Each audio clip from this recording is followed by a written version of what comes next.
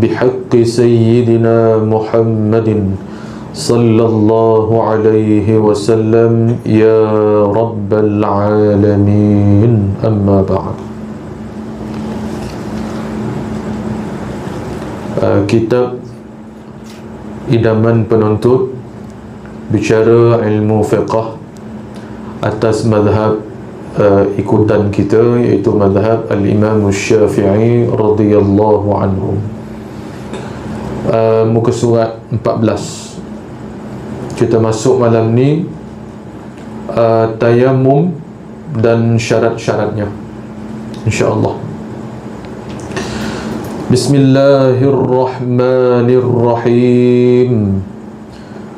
Faqala asy-syaikh al-muallif rahimahullahu ta'ala wa nafa'na bihi wa bi'ulumihi fid darain amin ya rabbal alamin. Kata muallif, tayamum dan syarat-syaratnya. Syarat-syarat bagi tayamum. Tambah situ ya, tayamum dan syarat-syarat bagi sahnya. Tambah syarat-syarat sahnya.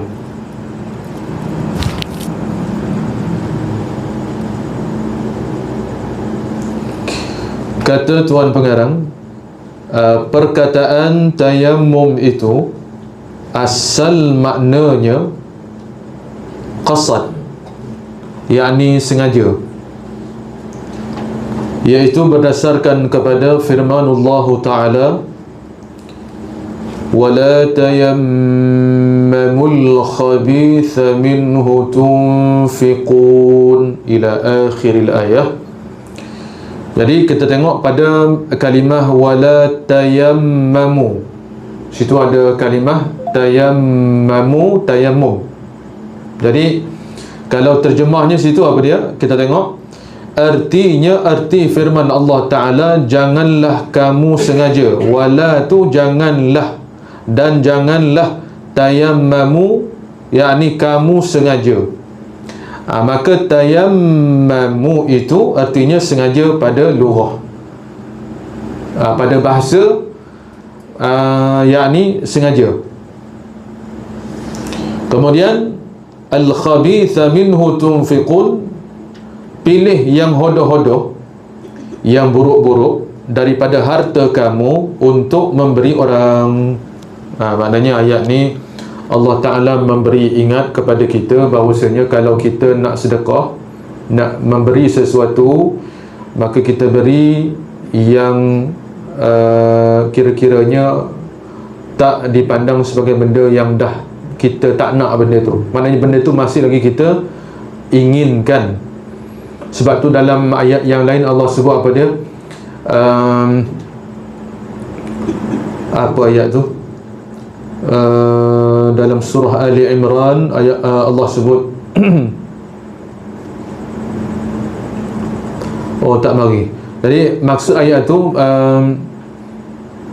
kamu tidak akan merasakan sebenar-benar nikmat sedekah itu, melainkan kamu sedekahkan daripada harta kamu yang kamu suka.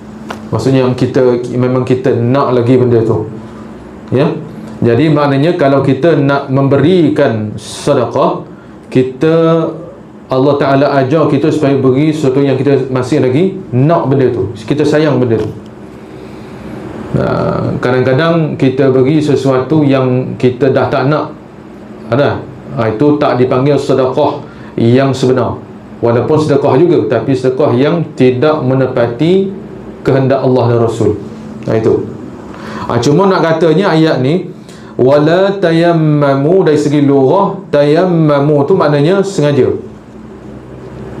Baik, kemudian makna tayammum pada syarak. Yang ni kita nak, yang dikehendaki pada syarak, apa dia tayammum? Iaitu tayammum, ni pada syarak lah, menepuk debu tanah ke muka dan dua tangan ganti daripada wuduk atau mandi dengan syarat-syarat yang tertentu. Ini dipanggil apa dia? Ta'rifan tayammum pada syarak. Ini yang dikendaki. Tayammum yang dikendaki pada syarak apa dia? Kena ingatlah. Kalau tak ingat semua pun dalam kitab kita ni, ayat dalam kitab ni, tak apa, kita ingat secara mafhum. Jadi apa dia tayammum ni? Bikin ayat sendiri lah. Ayat sendiri. Apa dia tayammum ni? Iaitu menepuk debu ke muka dan dua tangan, ganti daripada wuduk dan mandi dengan syarat-syarat yang tertentu. Okey, boleh? Itu dia. Mana kata begini, apakah ta'rifan definisi tayammum? Tayammum yakni maksud yang dikehendaki pada syarak ialah perbuatan menepuk debu tanah ke muka dan dua tangan, ganti daripada wuduk dan mandi dengan syarat-syarat yang tertentu. Itulah tayammum pada syarak, pada bahasa sengaja. Okey. Jadi seperti biasa ya, kalau kita ngaji fiqh ni, kalau kita belajar fiqh, di antara perkara penting bagi seorang penuntut ilmu fiqh, ni ambil maklumat ni, sebagai seorang penuntut pelajar ilmu fiqh, di antara perkara penting yang diketahui oleh seorang penuntut ilmu fiqh iaitu mengetahui makna pada lughah bahasa dan makna pada syarak. Kena tahu dua. Pada bahasa apa? Pada syarak apa dia? Yakni pada ta'rifan syarak. Jadi kita orang yang ngaji fiqh ni kena tahu, di antara perkara penting ngaji fiqh ni kena tahu. Maksudnya tiap-tiap hukum yang kita belajar, wuduk apa dia? Kan? Wuduk kita sebut dah dulu. Ingat tak ingat je lah. Okey, wuduk apa dia? Salat apa dia? Kemudian tayammum ni apa dia? Tiap-tiap istilah kita kena tahu pada lughah bahasa dan yang kedua pada syarak. Okey, kalau tak ingat pada bahasa tak mengapa, tapi jangan sampai kita tak ingat kepada ta'rifan syarak. Jadi saya nak katanya di antara disiplin mengaji ilmu fiqh ni iaitu, tapi hukumnya bukan fardu ain, maknanya tak wajib lah, tapi disiplin sebagai seorang mengaji fiqh, dia kena tahu ta'rifan apa dia tayammum pada syarak, iaitu perbuatan menepuk debu tanah ke muka dan dua tangan, ganti daripada wuduk dan mandi dengan syarat tertentu. Okey, itu dia. Tapi saya peringatkanlah, adakah wajib? Ingat ni, takrif ni tak wajib, tetapi ia sebagai satu disiplin sebagai seorang yang mengaji fiqh. Okey. Jangan risau pula, alamak tak ingat panigong. Bukan wajib, tapi kalau ingat itu yang terbaik dan memang dituntutlah sebagai seorang penuntut ilmu fiqh. Baik, kemudian adalah syarat, tulis itu, adalah syarat sah. Itu dia, kena tambah perkataan sah. Adalah syarat sah meluluskan seseorang itu bertayamum 6 perkara, 6 sebab. Tulis 6 perkara tu, 6 sebab yang membolehkan, meluluskan kita, mengsahkan untuk kita bertayamum, yakni menggunakan debu, menggunakan debu. Sekarang ni dah senang dah, tak payah cari debu tanah, kita kumpul tanah, tak payahlah, sebab dah ada jual debu tayamum yang apa dia, dalam botol tu kan. Beli tu je, beli tu.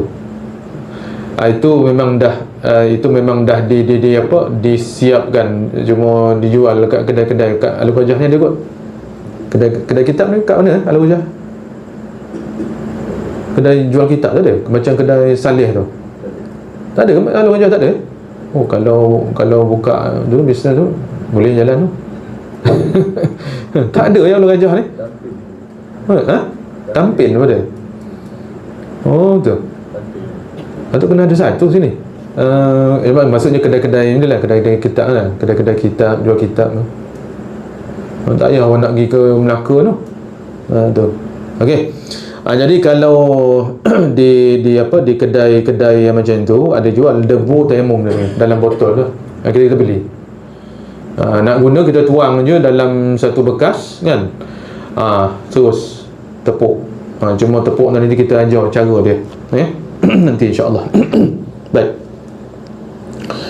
Apa syarat membolehkan kita tayamum? 6 sebabnya. Yang pertama, ada uzur dengan sebab musafir, yakni musafir dalam perjalanan atau sakit. Uzur dengan sebab musafir atau sebab sakit. Sakit yang tak boleh kenai lah kan? Sakit tak boleh kenai, doktor pun cakap tak boleh kenai, maka nak sembahyang kena ganti wuduk, iaitu tayamum. Jadi nak katanya sebab yang membolehkan kita guna debu apa dia? Uzur. Apa uzur? Seperti musafir atau sakit yang mana sakit ditentukan oleh tabib, yakni doktor, tak boleh kena air semasa tempoh uzur kita sakit tu. Tak boleh kena air, macam luka dan sebagainya. Jadi itu sebab yang meluluskan untuk mensahkan tayamum. Maksudnya syarat membolehkan seseorang itu bertayamum mahu ada 2 sebab. Yang pertama, tiada air sama ada dalam perjalanan atau dalam kampung. Disebut khas musafir kerana biasa dalam masa musafir itu payah dapat air. Tapi ini nisbah dulu-dulu punya ni lah, sebab tuan pengarang kitab ni sebut masa zaman dia ni belum merdeka lagi. Sekarang ni kalau musafir sekarang ni boleh tak letak alasan ni? Oh, biasa kita musafir ni kalau Melaka nak ke Kuala Lumpur ni payah dapat air. Boleh tak itu? Boleh. Allah melambak air. Betul? Tu. Kalau misal kata apa dia? Nak jumpa surau masjid pun senang dalam musafir ni kan. Tapi walaupun masjid surau tu kerap kali dalam musafir, tak okeylah mana-mana musafir dalam Malaysia ni, masjid surau senang jumpa. Tapi pun begitu tidak menggugurkan tuntutan untuk mengambil rukhsah. Ini sembahyang jamak qasar. Ingat kalau kita musafir, walaupun kejap-kejap jumpa surau, kejap-kejap jumpa masjid. Maksudnya nak jumpa masjid surau ni ada satu perkara yang apa dia? Nak singgah sembahyang tu bila-bila masa boleh kan? Tapi walaupun begitu, jangan kita jadi seperti setengah orang macam ni. Dia kata, alah tak payahlah jamak-jamak qasar ni pasal apa? Jamak qasar tu kalau susah nak jumpa masjid, susah nak jumpa surau. Ada orang cakap macam tu. Jenis-jenis PSM Langkawi ni. Sebab saya dulu dengar, saya dulu dah cakap gitu. Masa pergi Langkawi, tak payah, kita sembahyang tamam aja, sembahyang betul-betul lah. Tu kan jamak qasar tu kalau kita susah nak jumpa masjid surau, barulah kita jamak qasar. Betul tak tahu? Salah. Tu. Rukhsah apa tu? Bila kita ni musafir dengan jarak sekira-kira harus kita jamak qasar, mana lebih baik? Mana lebih afdal? Sembahyang jamak qasar ke ataupun tamam? Jamak qasar lebih afdal. Tapi kalau sembahyang jamak, kalau sembahyang tamam, boleh saja. Tapi fiqh kata apa dia? Dituntut kita untuk mengambil rukhsah. Kenapa dia? Ia adalah hadiah daripada Allah ke atas kita. Kan bila kita musafir kan? Tak kira lah, jangan sebab perjalanan kita tu ada maksiat, tak boleh lah. Kalau maksiat tu gugur rukhsah tu tak boleh lah, kena sembahyang tamam macam mana pun kalau maksiat. Tapi kalau kita pergi nak ziarah, pergi sebab-sebab yang bukan maksiat lah, sebab-sebab yang diharuskan dari syarak apa semua tu, memang kita dituntut untuk jamak serta qasar. Cuma pilihan tak kita lah, jamak takdim ke ataupun takhir, bergantung kepada urusan kita. Tapi kalau tak boleh jadikan alasan ataupun menyalahi kalau seseorang itu dia kata kita nak jamak qasar ni bila tempat-tempat kita musafir tu susah nak jumpa masjid surau. Sekarang ni masjid kita highway pun ada RNR, ada masjid semua, surau apa semua. Senang dah. Sekarang ni lagi pula RNR tu buat sembahyang Jumaat pula dah. Kan? RNR buat sembahyang Jumaat. Allah, saya kata kok mana lah ni. Kalau atas mazhab kita sah tak tu? Tak sah tu. Mana ada orang mastautin kat tengah-tengah highway tu? Kan? Semua menyenggah belaka. Pelik-pelik lah. Tu fatwa mana lah tu? Tapi dah ada dah katanya. Seremban kan? Buat dah tu. Ya Allah. Kalau mazhab kita memang tidak sah. Sebab apa? Kita mazhab Syafi'i syarat sah Jumaat apa dia? Kita bawa cerita kat sini kan. Apa dia? Mesti ada 40 orang yang bermastautin. Habis yang singgah sembahyang Jumaat tu semuanya termasuk imam pun apa? Mukim. Dah bukan mukim pun, musafir. Kalau imam tu mungkin dia duduk situ dah, memang dah baju gaji duduk situ je kan.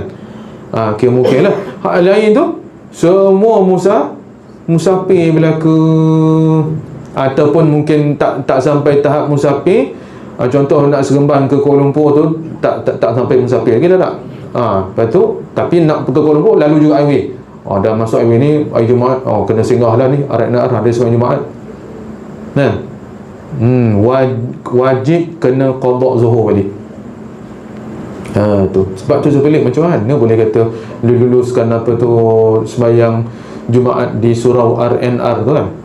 Tak cukup syarat tu. Tak cukup syarat. Habis tu kata dia pakai mazhab lain kot. Mazhab Hanafi boleh kot. Mazhab Hanafi kita nak pakai boleh tak? Tak boleh. Pasal talfiq tak sah. Yang talfiq campur aduk tak boleh. Ingat kita ikut Syafi'i lah. Cuma saya pelik lah, orang hari ni kalau tok-tok guru dulu dia tak bagi buat Jumaat macam tu. Tok-tok guru dulu lah tak bagi gitu. Mana kalau ni juga kena sembahyang zuhur balik. Sembahyang zuhur balik ni tak sah. Ambil jalan ikhtiyar, hati-hati sembahyang zuhur balik. Tu kita kalau dalam satu qaryah nak cari 40 yang sah sembahyang baca Fatihah pun bayar dah. Ini kan pula dekat RNR. Baik, ala kulli hal, habis situ. Kemudian kedua, sakit tidak boleh kena air bagaimana dinyatakan dalam syarat yang keempat. Maksudnya syarat yang keempat nantilah bawah tu. Maka kalau sakit tidak boleh kena air, maka diluluskan untuk tayamum. Baik, habis situ. Yang kedua, syarat diluluskan, syarat dibolehkan kita tayamum yang kedua, masuk waktu semayang dengan yakin. Yakni kalau kita nak tayamum, apa dia? Masuk waktu semayang dengan yakin. Dari itu tidak sah tayamum bagi orang yang syak. Adakah syak ni maksudnya ragu, adakah sudah masuk waktu atau belum? Maksudnya dah masuk ke belum? Dah masuk ke belum? Lepas tu dia pun tayamum dalam keadaan apa dia? Syak tu.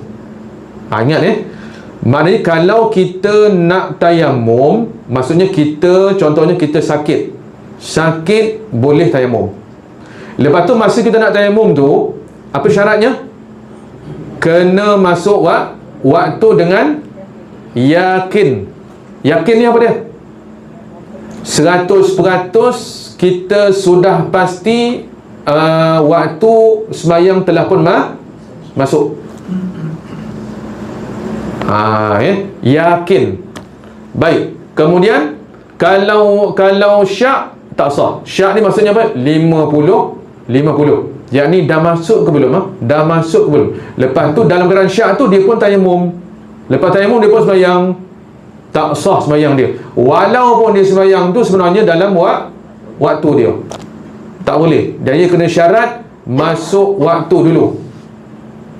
Baik. Makna kata masuk waktu baru tayamum dengan yakin. Okey. Tapi berbeza kalau syarat sah sembahyang biasa. Syarat sah sembahyang biasa ni sembahyang biasa, sembahyang maknanya apa dah? Ini pun sembahyang ni juga, sembahyang fardu. Okey. Sembahyang maksudnya kalau kita berwuduk, contoh kita dah ambil wuduk, dah ada wuduk dah. Lepas tu syarat nak bagi sah sembahyang masuk waktu dengan yakin atau sekurang-kurangnya apa dia? Nak bagi sah. Yakin satu. Atau yang kedua paling kurang zan. Zan ni maknanya apa? Cenderung kepada lebih cenderung kepada dah masuk. Maksudnya dia punya kekuatan hati cenderung kata dah masuk tu kuat, dipanggil 80% dah masuk. Hanya 20% saja hati itu rasa macam belum masuk. Tapi kuat kata dah masuk, dia panggil zan. Sangkaan berat dah masuk, sah. Ada sikit je bukan ragu, ada sikit je rasa macam tak masuk, sikit je. Tapi hati cenderung kata dah masuk. Kalau apa beza dengan syak ni? Syak ni nak kata masuk pun tidak, nak kata tak masuk pun tidak. 50-50 sama berat. Hati kata berat, maknanya berat tak masuk pun ya, berat masuk pun ya. Tapi syak 50-50. Maka syak tak sah. Okey. Jadi kalau kita ni wuduk biasa, wuduk air, ingat kalau kita nak sembahyang tu kita dah ada wuduk dah. Ingat syaratnya sahnya ialah masuk waktu secara yakin atau kurang-kurang zan. Tapi yang ni cerita tentang apa ni? Tayamum. Makna kata tayamum ni, bila masa kita nak tayamum? Masa nak tayamum tu ketika kita dah yakin masuk waktu, baru kita tayamum. Itu syarat dia. Mana kata kalau sebelum masuk waktu, di awal-awal dia prepare dah, pukul 12 tengah hari, Zuhur 1.20, pukul 12 dia dah tayamum dah. Boleh tak? Kalau kita wuduk, angkat wuduk dengan air, sah je. Tak usah kata pukul 12. Wuduk kita subuh tak batal, Zuhur boleh pakai lagi. Tapi ini cerita tayamum. Jadi tayamum dia beza sikit. Tayamum syaratnya kena masuk waktu dulu baru kita tayamum. Faham ya? Maksudnya kalau pukul 12, contoh main Zuhur dah, pukul 12 dia dah tayamum, sah tak? Tidak sah, pasal syarat sah ni. Okey, baca balik yang kedua. Masuk waktu sembahyang dengan yakin. Dari itu tidak sah tayamum bagi orang yang syak adakah sudah masuk waktu atau belum, sekalipun kebetulan sudah masuk waktu. Itu dia. Baik, kemudian syarat yang ketiga, mencari air terlebih dahulu di mana tempat ia berada dari kawan-kawannya, dan di keliling tempat itu yang diagakkan ada air sejauh sampai didengar suara menjerit. Ini syarat yang ketiga, boleh tayamum. Maknanya apa dia? Syarat yang ketiga ni kena cari air terlebih dahulu. Kena, maksudnya kena ikhtiar, kena usaha cari air dulu. Cari air dulu di tempat di mana ia berada dari kawan-kawannya, dan di keliling tempat itu yang diagakkan ada air sejauh sampai didengar suara menjerit. Maksudnya berapa jarak tu? Kalau orang menjerit, maksudnya kita dengar lagi suara dia. Maknanya nak kata ukuran sejauh tu kita kena cari dalam tempoh, dalam ukuran sejauh tu. Maksudnya katakan kawan kita tu dia dekat 100 meter daripada jarak kita tu, 100 meter. Dia jerit tu dengar tak? Kalau 100 meter dengar tak? Dalam tempoh 100 meter tu, dalam ukuran 100 meter tu, kita kena cari air dalam ukuran tu, dalam jarak 100 meter. Kan contoh kan? Kalau 100 meter, kalau jerit dengar lagi. Kalau 200 meter tak dengar dah. Jadi maksudnya kita kena usaha cari air dulu dalam ukuran jarak itu. Kalau 100 meter tu, kalau kira-kiranya kalau kawan kita tu duk jerit lagi, jerit kira-kira, bukan jerit macam nak tercabut nak tekak tu. Kira-kiranya kalau dia sebut panggil nama kita tu, jerit lah tu. Kita dengar lagi tak? Maknanya dalam sejauh itu kita kena cari air sampai jarak tu je. Kalau lepas pada tu dah tak ada dah. Dalam tempoh, dalam ukuran tu kena cari air dulu. Kalau ada dalam jarak tu terjumpa air, maka wajib kita guna air, iaitu untuk berwuduk. Maka tak lulus tayamum. Kalau dah cari dalam ukuran tu tak jumpa air, tak ada, barulah lulus tayamum. Gitu, faham ya? Okey.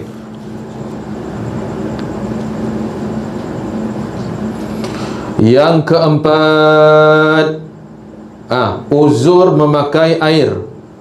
Uzur memakai air. Umpama takut badannya jadi binasa, yakni mudarat, atau hilang manfaat anggotanya, atau tak ada uzur boleh kena air, tapi takut hendak pergi mengambil air disebabkan ada binatang buas, ada rimau contoh dalam hutan lah contohnya, ataupun ada gajah, ataupun ada binatang-binatang yang kiranya mudarat buat kita, atau ada musuh orang lah, maksudnya penjahat ke, perompak ke, atau takut hartanya kena curi. Kalau kita pergi ambil air tu, kita tinggalkan harta kita, takut kena curi atau kena rompak jika ditinggalkan, walaupun tak ada orang, tapi kita ada letak sangkat apa dia, bimbang juga ni handphone contohnya, ataupun duit kita ke apa ke, kalau kita tinggal ni nak bawa macam tak kena pula contohnya. Jadi kita pun nak tinggal rasa macam tak boleh, takut apa, takut kena curi, hilang, walaupun orang tak ada, tak apa, boleh itu ya. Maksudnya dulu sama kita tayamum air, mana faham apa dia yang keempat ni, kita uzur tak boleh kena air, sakit, okey, boleh tayamum. Atau air ada tapi kat tempat air tu ada buaya, ataupun binatang-binatang yang lain yang boleh kira-kira boleh memberikan mudarat kalau kita ambil situ. Okey, lulus untuk kita tayamum walaupun ada air. Ataupun takut kehilangan harta kita sebab kena curi atau rompak jika ditinggalkan, maka luluslah untuk tayamum, sah. Kemudian yang kelima, lulus kita untuk tayamum, ada air di sisinya tetapi ia berhajat kepada air itu untuk minum bagi dirinya. Maksudnya masalah nak minum tu lebih utama. Contohnya dia dahaga, kalau digunakan untuk buat angkat wuduk dengan air itu, hanya itulah yang tinggal pun, sedangkan ketika itu dia dalam keadaan yang amat perlu air itu untuk minum, maka dia boleh minum. Lepas tu tentang nak semayang, dia dibenarkan untuk tayamum. Itu maksud dia. Atau binatang peliharaannya sekalipun tak apa, lulus untuk tayamum. Maksudnya air ada tapi cukup untuk kita bagi binatang, kucing umpamanya minum, ataupun lembu ke kuda ke bagi minum. Tu sekalipun untuk masa akan datang, maka kita simpan untuk besok ke, maka lulus kita untuk tayamum. Itu maksud dia. Dan yang keenam, iaitu apa dia syarat sah ni, tanah yang suci berdebu, tiada musta'mal. Apa maksud musta'mal? Musta'mal iaitu debu yang telah terpakai pada sapuan yang wajib. Itu maksud debu musta'mal. Maksudnya yang sudah terpakai, Okey. Tahu tak debu mustakmal macam mana?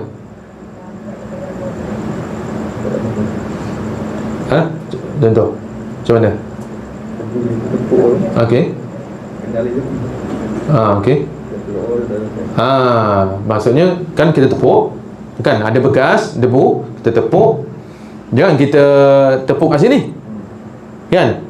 Kita ukur sini. Jadi yang melekat tu kan kita tepuk tu kan, masuk balik dalam tu kan. Jadi yang gugur tu dipanggil mustakmal. Sebab tu kita tepuk kat sini. Ada tak? Gitu kaedah dia. Jangan kita tepuk dalam tu. Jadi yang gugur tu daripada tangan kita tu dipanggil mustakmal. Macam air juga.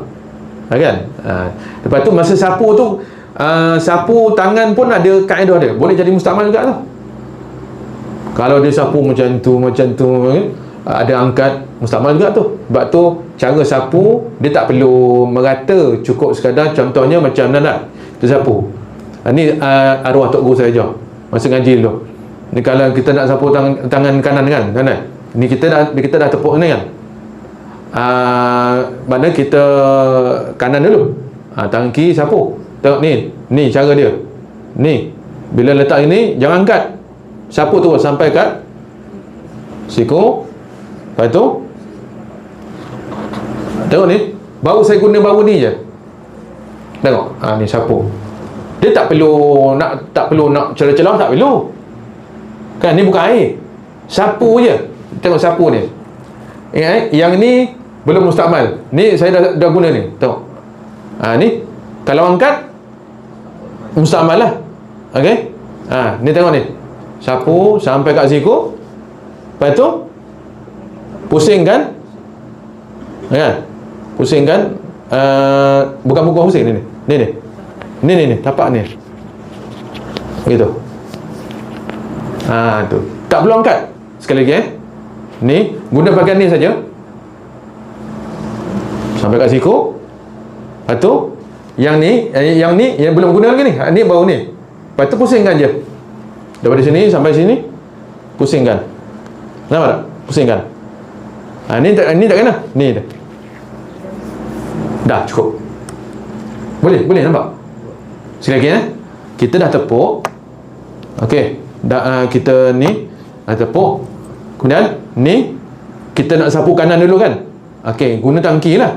Tengok ni, bahagian ni jari-jari kita ni tak sini. Sapu straight je sampai kat siku. Tak perlu nak, tak payah lah. Gitu. Tarik sampai kat siku. Tengok ni. Ni baru guna ni. Yang ni dah guna belum?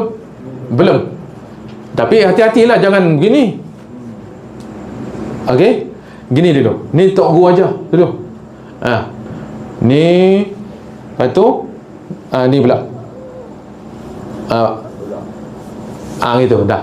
Lepas tu ni sama juga. Ni. Dah cukup. Boleh faham ya?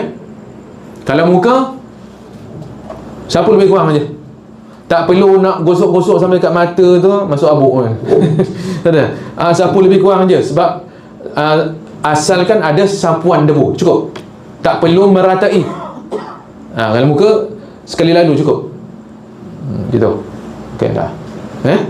Itu je. Sebab dia anggota tayammum ni dua aja, muka dengan dua tangan. Dah. Khalas. Tangan tu je lah. Ingat teknik tu ingat. Ni tu pusing. Gitu. Ni gitu. Kan dua bahagian kita dapat tu. Okey, boleh ni cara melalukan debu pada tangan. Okey, sama lelaki perempuan sama. Ingat tu. Baik, kemudian termasuklah segala jenis tanah sekalipun tanah kerana ubat seperti batu kawi yang ditumbuk dan yang dibakar selagi belum jadi abu. Maka tiada sah tayamum dengan tanah yang bercampur dengan kapur, debu tembikar, tak sah. Pasir yang tiada berdebu, macam pasir sungai, pasir laut, tak ada debu tu, dan lainnya. dan lain-lainnya yang maksudnya yang tidak ada debu, tanah yang kita gali, tanah basah tak boleh tu, tanah liat tak boleh, sebab tu tembikar tak boleh, sebab asal tanah liat, sebab tak ada debu. Okey, jadi kita hari ni dah ada debu, beli je, beli, walaupun entah bila nak pakai tak tahu, beli je. Tu. Kalau nak musafir bawa, beli sekarang ni, pergi cari debu, lepas ni ada peluang, ada jumpa, beli beli siap-siap, simpan, lepas tu kalau nak musafir bawa, manalah tahu kan. Tu dia. Okey. Kemudian apabila berlaku pada seseorang uzur dengan sebab tiada air atau sakit, dan ada syarat-syarat yang lain itu, apabila ia hendak semayang, wajib ia bertayamum kerana mandi hadas kalau ada mandi hadas, dan kerana wuduk ganti daripada air untuk mengharuskan sembahyang, dan seumpamanya sahaja, tidak untuk mengangkat hadas atau menghilangkan najis. Tu. Baik, habis itu kemudian kita tengok fardu tayammum, yakni rukun. Kalau bahasa lainnya rukun tayammum. Apa dia rukun? Rukun ni maknanya perkara yang menghasilkan ibadat itu. Mana kalau tak ada dia tak sah. Ini panggil fardu tayammum, rukun. Tulis dekat situ fardu ataupun rukun tayammum. Yang fardu tayammum itu 5 perkara, ada 5 saja. Yang pertama, niat. Niat mengharuskan sembahyang atau tawaf atau menyentuh mushaf Quran dan sebagainya. Lafaznya baik, tulis dekat pada lafaz tu hukumnya sunat. Lafaz hukumnya sunat. Tempat niat kat mana? Dalam hati. Ingat apa-apa niat, tempat niat untuk sah di dalam hati. Adapun lafaz mana-mana, macam tadi dalam kuliah maghrib tu apa tadi? Tentang apa? Niat sembahyang jenazah kan? Lafaz tu lafaz sunat. Kau mana pun. Lafaz usalli, nawaitu, semua tu sunat. Ingat tempat sebenar niat ialah melintaskan di dalam hati. Ingat tu. Apa juga ibadat, sembahyang baik, nak angkat wuduk baik, nak tayammum, tempat niat ialah melintaskan di dalam hati baru sah. Kalau sekadar dia sebut saja tak ada lintasan dalam hati, tidak sah. Ingat baik, ingat. Baik, lafaznya ialah nawaitu tayammuma listibahati fardis salah. Boleh? Nawaitu tayammum listibahati fardis salah. Artinya sahaja aku bertayamum kerana mengharuskan fardu sembahyang ataupun mengharuskan sembahyang. Bila dia niat demikian, bolehlah ia sembahyang untuk satu fardu dan beberapa sunat. Atau katanya nawaitu tayammum listibahatis salah. Boleh juga. Sahaja aku bertayamum kerana mengharuskan sembahyang. Dia tak sebut fardu, sembahyang saja. Bolehlah ia sembahyang sunat saja, tidak boleh sembahyang fardu. Jadi untuk sah fardu dan sunat kena tambah fardis salah. Tapi itu ni ingat okey, yang ni lafaz sunat kan. Okey, dalam hati kena lintas apa? Dalam hati nak lintas apa? Aku tayammum mengharuskan fardu sembahyang ataupun sembahyang fardu. Bolehlah itu nak terbalik itu apa. Baik, ini yang ni dalam hati dalam hati. Aku bertayamum, itu dia panggil apa dia? Itu panggil qasad. Aku bertayamum mengharuskan sembahyang fardu. Dua perkara. Yang pertama, aku bertayamum, satu. Kemudian kita ta'yinkan dia, apa dia? Kita ta'arudkan dia, apa dia? Mengharuskan sembahyang fardu. Itu perkataan tu lintas dalam hati. Masa bila? Iaitu qasdu syai'in bi fi'lihi, iaitu serentak ini ni, qasdu syai'in muqtarinan bi fi'lihi. Masa bila niat ni serentak dengan amalan ni, serentak dengan permulaan ibadat itu. Kalau tayamum ni, yang mana mula-mula kita kena sapu? Dia anggota tayamum ada berapa? Dua je kan? Muka dan tangan. Mula-mula tangan dulu ke muka? Muka. Maka muka adalah sapuan yang apa dia? Pertama. Maka di situ tempat jatuh ni niat. Maka bila kita sapu debu kat muka tu, dalam hati apa dia? Aku bertayamum mengharuskan sembahyang fardu. Sah niat tu. Tapi dari segi pelaksanaan sembahyang apa dia? Boleh dengan niat itu sembahyang fardu dan beberapa sunat.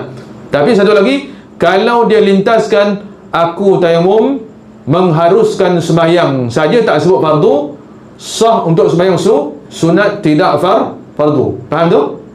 Okey. Tapi ala kulli hal, yang poin pentingnya apa dia? Lintaskan dalam hati tu, yang tempat niat di situ. Yang ingat, yang lafaz tu sunat saja. Macam kita angkat wuduk, nawaitu raf'al hadathi asghari lillahi ta'ala. Masa kita basuh muka tu kan, situ tempat jatuh ni niat, aku berwuduk kerana Allah. Sah. Tayamum begitu. Masa sapuan mula-mula tu lah, sebab anggota yang wajib mula-mula sekali muka. Maka muka tu adalah muqtarinannya, tempat kita lintas kat situ. Baik, habis. Kemudian khutbah Jumaat hukumnya macam sembahyang fardu. Untuk khutbah satu tayamum, dan untuk sembahyang Jumaat satu tayamum lagi. Kenapa masuk khutbah kena tayamum? Sebab khutbah itu adalah ganti bagi 2 rakaat sembahyang zuhur. Sebab tu ada 2 khutbah kan, dua-dua tu rukun. Jadi sebab tu sembahyang Jumaat ni 2 rakaat saja. 2 rakaat lagi mana khutbah tu? Sebab tu mesti ada 40 orang yang dengar khutbah daripada awal sampai habis. Jangan 40 orang tu tidur sudah, tak sah jawab ni. Contohlah mesti ada 40 orang. Baik.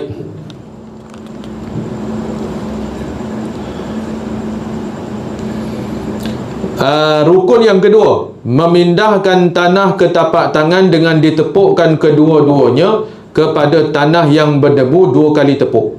Sekali untuk muka dan sekali untuk tangan. Maksudnya ada perbuatan memindah, pukul atau tepuk tidak mesti.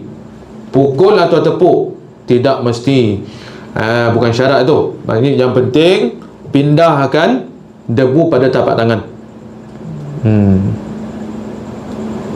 Dari itulah sekiranya ditahankan tapak tangan kepada angin yang bertiup membawa debu, dan lekat debu itu pada tapak tangan, nescaya mencukupi dan memadai. Faham tak tu?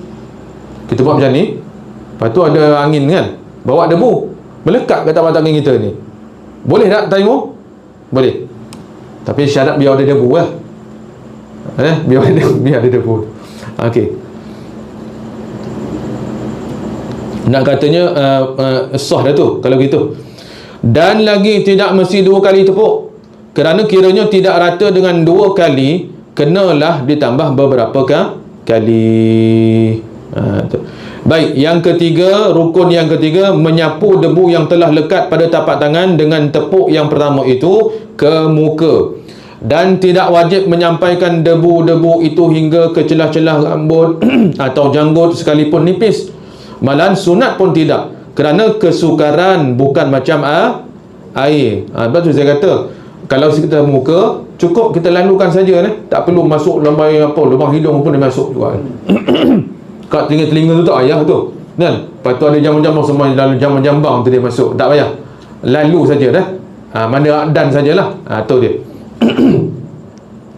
Keempat, rukun yang keempat, menyapu dengan tepuk yang kedua ke kedua-dua tangan serta siku. Inilah sahaja anggota tayamum, tidak payah sapu kepala dan sapu kaki macam wuduk. Tangan tadi saya dah tunjuk kaedah, ingat tak? Tak ingat?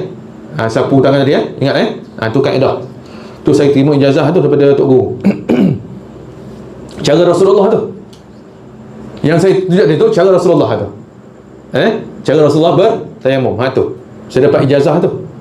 Tu. Mana Tok Guru sebut ni cara Rasulullah. Disebutlah sanad-sanad dia tu. Okey, sampai Rasulullah tu. Okey. Kemudian yang kelima, tertib rukun. Tertib iaitu apa dia? Wajib sapu muka dahulu, kemudian baru sapu kedua-dua tangan, sama ada tayamum kerana hadas kecil atau hadas besar, atau kerana mandi sunat atau lainnya. Maka tertib tu hukumnya termasuk fardu, yakni rukun. Tertib, mendahulukan mana dahulu, kemudian mana yang kemudian tu masuk tertib.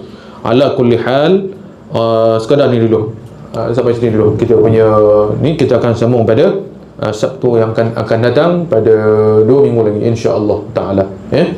Jadi untuk akan datang kita sebut lagi sunat-sunat tayamum dan pembatal tayamum dan seterusnya lah, sampai kepada tayamum kerana sakit, orang yang sakit badan, sakit anggota, sahibul jabirah, semua kita akan macam mana tampal, jenis tampal tu kan dalam hospital, tampal apa, wire-wire semua tu kita akan sebut pada akan datang lah. Detail sikit tu.